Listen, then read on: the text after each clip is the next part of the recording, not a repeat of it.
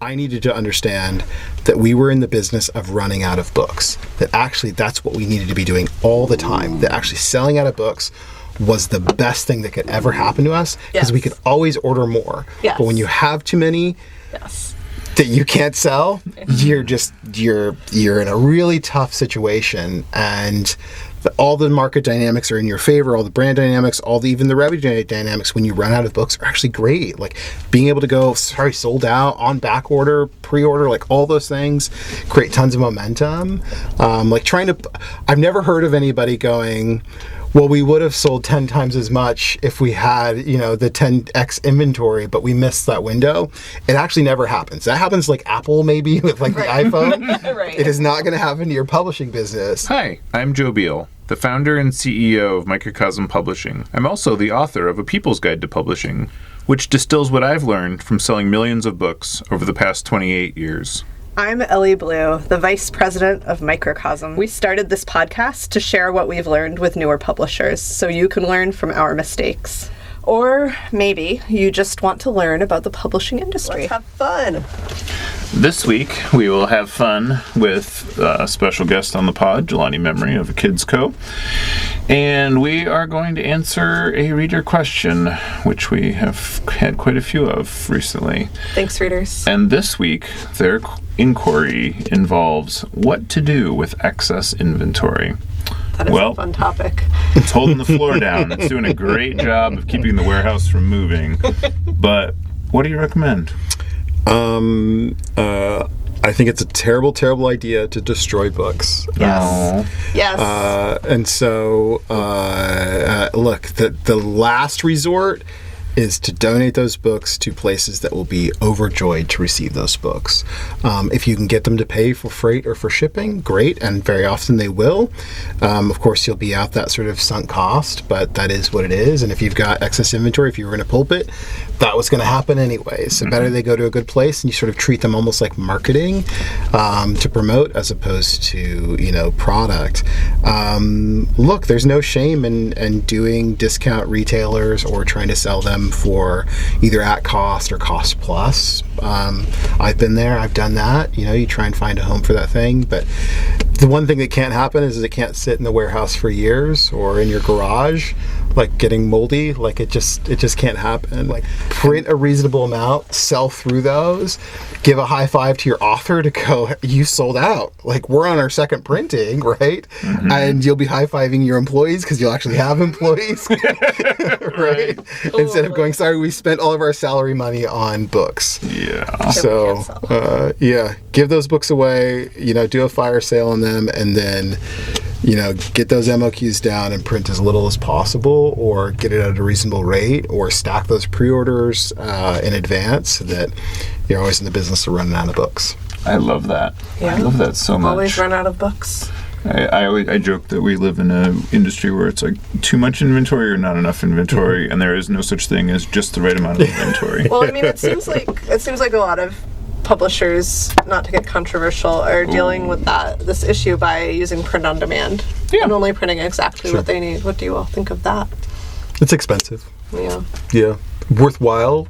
Especially to get out of the gate if you've got a thing and you're not sure, just to prove demand. But once you can go, there's a there.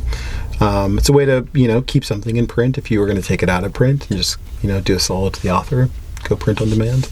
Mm-hmm. Yeah, I mean, I would say the same thing. It's like, if you believe in it, why would you not print more than on demand? Like, if you believe there's a market, then print what you believe the size of the market is. Not all at once, but hedge your bets a little bit. If you don't believe there's a market, why are you publishing it? I feel like I've managed to get us off on a tangent. This is like the theme of this series. Back to excess inventory. You talked about selling them at deep discount. Can you talk more about how you do that? I know Microcosm has done that a little bit. Sounds like you've done that. Yeah, well, there's a direct-to-consumer that you can do just by reaching back out and go, hey, today only copies of this book are $1 plus shipping. Nice. And sell a few hundred or a few thousand books that way if you've got a decent email list or social. Discount retailers like I can't remember their name. the TJ Maxxes of sort of the world, they love to buy stuff. That's why they have so much cool stuff and it's so cheap, is because they bought all that stuff for like 50 cents or $1. And so that's a great place to take on your inventory. And then look, like libraries, schools, even independents, if you just go, hey, like, we're just going to give you this at a bargain basement price. Would you be interested if you bought, a handful of cases? They might go, yeah, sure. Like, we would have bought 10 copies, but sure, we'll take 50 copies if they're that price. Mm-hmm. Yeah. And one thing we do is that when, because we handle our own mail order, is that when we have excess inventory, we say, oh, you bought this book, here's 3 more books. Yeah, love that. And then people, we had to make little slips because customers were responding so often to be like, you gave me too many books. And we're like, oh, no, it's cool. That was on purpose. Yeah, we meant to do that. And so it's like in the old day, in the 90s when you did that, people would be like, oh, they're being cool. And then now they think the warehouse screwed up. So what about like remaindering? Do you do anything with that? I don't even know what that word means. Amazing. Okay, that's a whole other episode. So those are brokerages where they will, when you say, I have 3,369 copies of this and they're dead to me, and what will you pay me to get them off of my floor? And then they come back and they're like 25 cents plus freight. Oh, yeah. And then you're like, oh, it kills me, but okay. Yeah. Been there. My favorite thing to do, and this is not the answer anybody's looking for, but I actually think is actually the right answer, is look, there's always a good home for books. Giving them away to a nonprofit or a school who's going to be overjoyed and who's going to take that as an opportunity to market the hell out of your thing and to promote it. Again, back to thematic publishing. If you have a series, that helps your series of books sell well, because maybe you couldn't sell that one, but you can sell the rest of them, and it drives attention towards it. Yes. But I love giving away books. I love making sure that those books find good homes. And if it's a nonprofit you're giving them to, you can get a nice tax write-off too. There you go, yeah.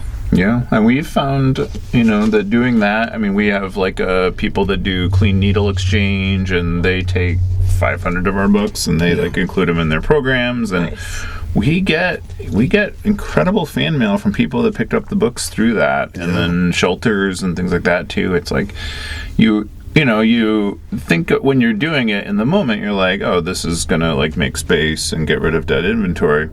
But then what actually happens is there are human beings that read those books and then reappear years later and are like, hey, I got this book from you once when I was in prison and it was really, really meaningful to me. And like, it just totally turned my life around, and now I order your books. And that has happened so many times to me now that I'm just like, right, when you put a book in the world, more than not, somebody's going to read it. Yeah. As long as like you believe in it and it's a good book and it's something people want to read. Right. Yeah. Author buybacks too. Oh yeah, that's not a great not point. a bad direction to go. Although they might be like, hey, like, why are you trying to get me to buy a bunch of copies of my book? Right. Yeah. Well, they probably see their sales reports. Yeah, that's true. The one thing that I've noticed works less well for us, and you may have another secret sauce for this, is when we kind of put books generally, if we put books that we have been selling at full price out there at a discount, like to the book trade, like to booksellers and kind of wholesalers and general channels, that does not seem to increase interest. Like price wasn't a barrier for them to buy it.